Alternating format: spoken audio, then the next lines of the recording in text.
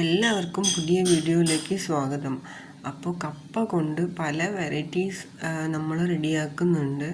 അപ്പോൾ കപ്പ ബിരിയാണി, കപ്പ പുഴുക്ക്, കപ്പ തോരൻ, അങ്ങനെ പല വെറൈറ്റീസ് റെഡിയാക്കിയിട്ടുണ്ടാവും. കപ്പ കൊണ്ട് ഒരു അടദോശ നമ്മൾ റെഡിയാക്കുന്ന ഒരു വീഡിയോ ആയിട്ടാണ് വന്നിട്ടുള്ളത്. അപ്പോൾ അത് നമ്മൾ എങ്ങനെ റെഡിയാക്കാമെന്ന് നോക്കാം.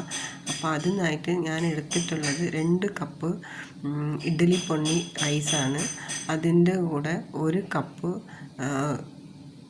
പീസ് പരിപ്പ്, പട്ടാണി പരിപ്പ് എന്ന് പറയില്ലേ, 1 കപ്പ് പീസ് പരിപ്പും പിന്നെ 1/4 കപ്പ് ഉഴുന്നും കുറച്ച് നമ്മുടെ എരിവിന് അനുസരിച്ച് ഒരു വറ്റൽ മുളകും എടുത്തിട്ടുണ്ട്.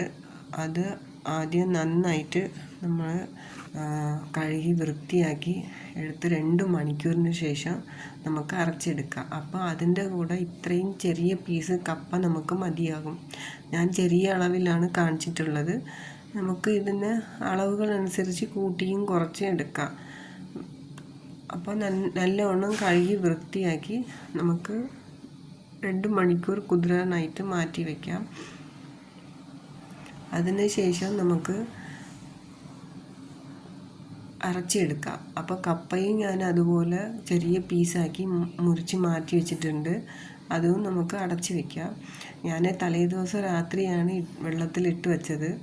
വെള്ളത്തിലിട്ട് പുറത്തേക്ക് വെച്ചില്ല, ഫ്രിഡ്ജിലാണ് വെച്ചിട്ടുള്ളത്.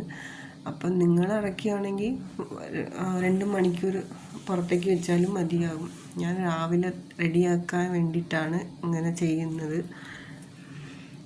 അപ്പോൾ നമുക്ക് ആദ്യം കപ്പ ഒന്ന് അരച്ചെടുത്തതിന് ശേഷം ബാക്കി സാധനങ്ങളൊക്കെ നമുക്ക് അരച്ചെടുക്കാം.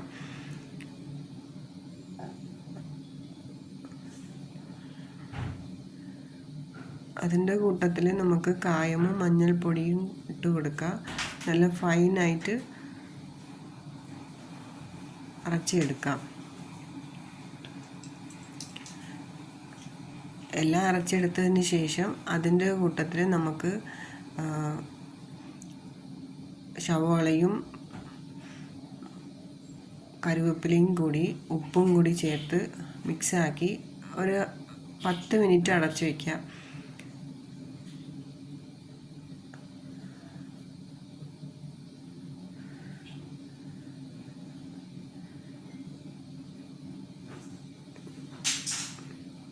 അരച്ച് കളഞ്ഞിട്ട് ഫ്രിഡ്ജിൽ ഒന്നും വയ്ക്കേണ്ട കാര്യമില്ല. ഇത് നമുക്ക് അപ്പം തന്നെ ചുട്ടെടുക്കാം.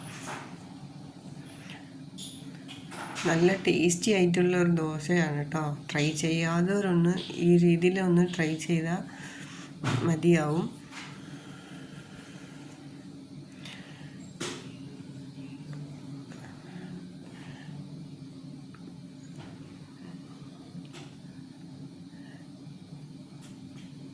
നല്ല സോഫ്റ്റ് ആയിട്ടുള്ളൊരു ദോശയാണ് കേട്ടോ. അപ്പോൾ ഇതുപോലത്തെ വേറെയും നല്ല റെസിപ്പി ആയിട്ട് നമുക്ക് വീണ്ടും കാണാം. അപ്പോൾ നിങ്ങൾ സബ്സ്ക്രൈബ് ചെയ്യാതെ കാണുന്നുണ്ടെങ്കിൽ സബ്സ്ക്രൈബ് ചെയ്യുക.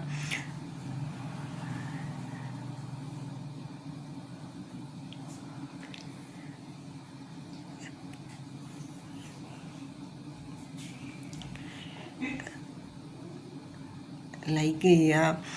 അപ്പോൾ കമൻറ്റ് അറിയിക്കുക. അപ്പോൾ നമുക്ക് നല്ല ഒരു വീഡിയോസായിട്ട്, പുതിയ വീഡിയോസായിട്ട് വരാം. Thank you.